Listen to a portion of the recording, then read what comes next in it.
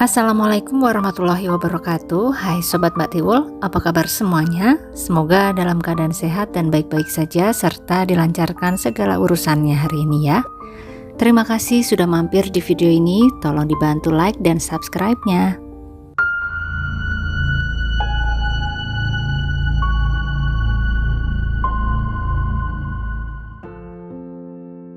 Di Provinsi Lampung Utara ada sebuah kawasan perkampungan sederhana di Jalan Abrati, Gang Pompa Air, Kelurahan Kota Bumi Pasar.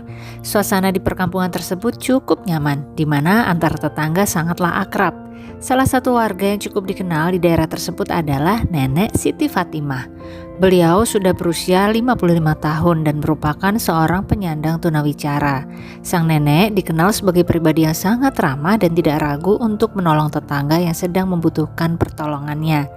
Walau usianya sudah cukup banyak, beliau tidak mau berhenti mencari nafkah dengan bekerja sebagai tukang urut atau buruh cuci, tergantung panggilan dari para pelanggannya.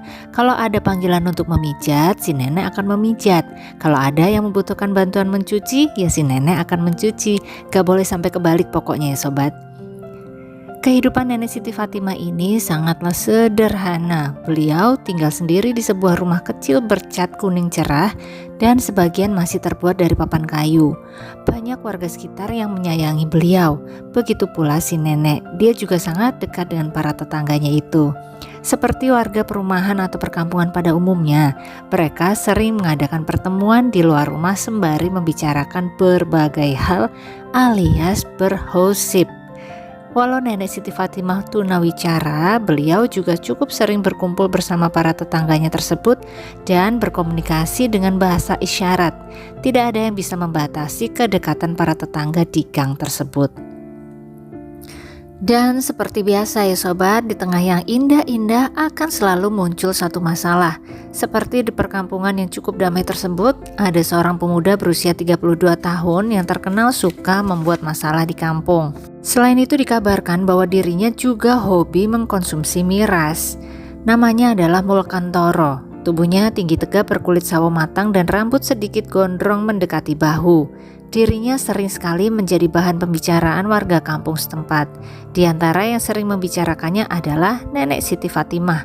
Walaupun dilakukannya dengan menggunakan bahasa isyarat, namun para tetangga bisa nyambung dengan pembicaraan sang nenek tersebut. Namanya orang tua ya sobat, kalau melihat anak muda yang hobinya hanya membuat masalah dan sering mabora, pasti rasanya gemes banget. Dan karena seringnya mereka membicarakan si tetangga bernama Mulkantoro itu, hingga suatu saat mereka tidak menyadari bahwa Mulkan ini melihat mereka sedang membicarakan dirinya. Dan yang lebih membuat jelas jika mereka sedang membicarakan dirinya adalah karena bahasa isyarat sang nenek yang sangat jelas sedang menirukan gerakan orang sedang minum berkali-kali. Entah karena sedang dalam emosi yang membara akibat keseringan mabora atau bagaimana, Mulkan tiba-tiba saja merasa sangat panas telinga, mata, dan hatinya saat mengetahui bahwa dirinya sering dijadikan bahan pembicaraan. Dan entah mengapa, secara spesifik dia merasa sangat emosi kepada si nenek yang dia anggap dengan jelas sedang membicarakan dirinya melalui bahasa isyarat. Hingga Mulkan pun kemudian menunggu saat yang tepat untuk melampiaskan emosinya tersebut. Di pagi hari Sabtu tanggal 16 November 2024 lalu, seperti biasa sudah banyak warga kampung Gang Pompa Air yang melakukan aktivitas hariannya. Dan tiba-tiba ada seorang warga yang terkejut saat melintas di depan rumah kuning milik Nenek Fatimah. Dia melihat tubuh sang nenek terbaring di teras, dan saat semakin didekati semakin tampak bahwa di bawah tubuh tersebut ada banyak cairan merah. Sungguh terkejut si tetangga itu, kemudian dengan cepat dia berteriak meminta bantuan para tetangga lainnya untuk mengurus tubuh sang nenek yang tampaknya sudah tidak bernyawa kalau melihat dari banyaknya cairan merah yang ada di bawah tubuh sang nenek. Para warga kemudian segera berkerumun di rumah tersebut dan ada sebagian yang langsung melapor ke kantor Polres Lampung Utara. Mendengar laporan dari warga, tim kepolisian pun segera menuju ke tempat kejadian perkara dan segera melakukan penyelidikan.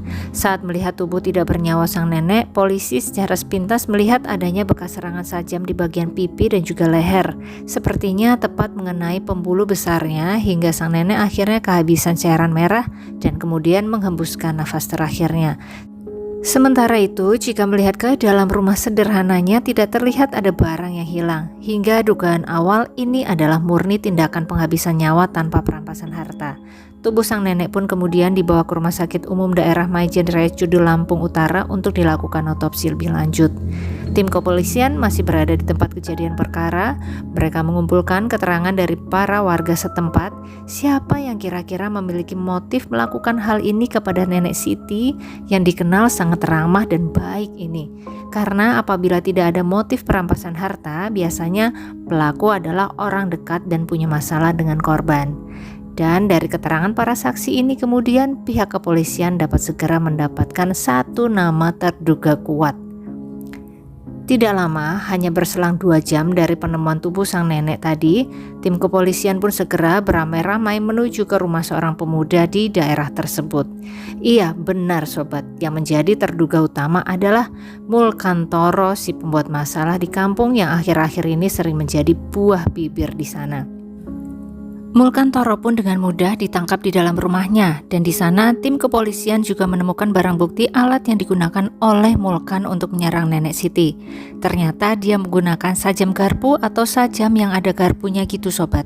Jadi alat sederhana rumahan bisa jadi sajam penghabis nyawa di tangan Mulkan. Pada penangkapan tersebut, Mulkantoro juga akhirnya mengaku bahwa dirinya lah yang membunuh nenek Siti Fatimah. Dan di kantor Mapolres Lampung Utara, dengan bercucuran air mata penyesalan, dia menceritakan kronologi kejadian dari awal. Kita masuk ke kronologi ya.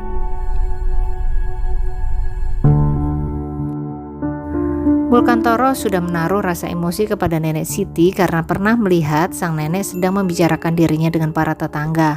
Saat itu Mulkan ini memang menjadi buah bibir di antara warga karena dianggap sering membuat masalah dan tukang mabora. Suatu saat, si Mulkan melihat nenek Siti sedang berbicara dalam bahasa isyarat dengan para tetangga yang memperlihatkan gaya orang sedang minum. Mulkan merasa sangat tersinggung. Dirinya merasa bahwa nenek Siti sedang menyindir kebiasaan mabora dirinya. Sejak saat itulah hatinya menjadi merasa panas bila mengingat nenek Siti dan dia langsung menyusun rencana kepada tetangganya itu. Akhirnya tibalah hari Jumat tanggal 15 November 2024 di mana Mulkan sudah tidak bisa menahan emosi dalam hatinya. Sehingga di pukul 2 dini hari, jadi sudah masuk tanggal 16-nya ya sobat, Mulkan pun kemudian pergi menuju ke rumah nenek Siti Fatimah sembari membawa sajam garpu dari rumahnya. Suasana malam itu sangat sepi dan gelap, tidak ada yang melihat sama sekali. Sesampainya di rumah sang nenek, Mulkan ketuk pintu rumah kuning tersebut. Tidak lama kemudian, nenek Siti yang sama sekali tidak merasa bahwa ada bahaya yang mengancam dirinya, pergi ke arah pintu dan membukakan pintunya tersebut. Sejenak si nenek tertegun melihat sesosok pria di depannya. Agak kurang jelas karena masih gelap dan penglihatan orang tua yang sudah mulai kabur ya. Hingga belum sempat bersiap melakukan apapun, tiba-tiba pemuda yang adalah Mulkan itu langsung menyerang tubuh nenek Siti dan langsung mengarahkan sajamnya ke leher dan juga pipi nenek Siti. Segera saja tubuh nenek Siti terjatuh. Mulkan pun pergi meninggalkan rumah nenek Siti itu dan pulang langsung ke rumahnya yang tidak jauh dari sana. Tubuh sang nenek semakin lemas seiring dengan semakin banyaknya cairan merah yang keluar dari tubuhnya. Hingga kemudian nenek Siti Fatimah, tukang urut kesayangan warga tersebut, menghembuskan nafas terakhirnya di teras rumahnya sendiri.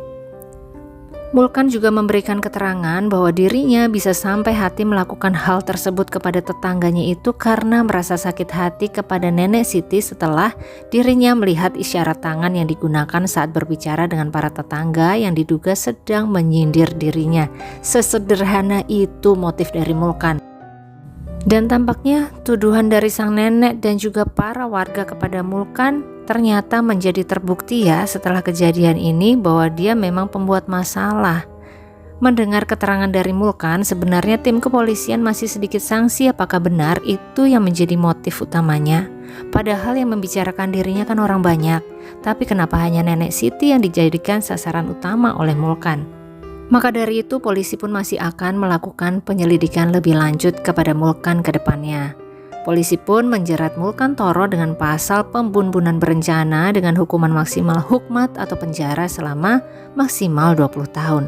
Semoga Nenek Siti Fatimah bisa memperoleh keadilan yang seadil-adilnya ya sobat ya. Kita doakan semoga Nenek Siti Fatimah sekarang sudah bisa beristirahat dengan tenang di sana. Demikian kisah kasus kita kali ini. Bagaimana pendapat sobat semua mengenai kasus kali ini? Apa pelajaran yang bisa kita petik bersama? Tulis di kolom komentar ya. Terima kasih untuk semua yang mengikuti video ini sampai akhir. Jangan lupa like-nya kalau suka sama video ini. Tapi kalau kurang suka atau kurang berkenan, boleh di skip saja ya sobat. Sampai ketemu lagi di video-video selanjutnya dan selamat beraktivitas kembali. Wassalamualaikum warahmatullahi wabarakatuh.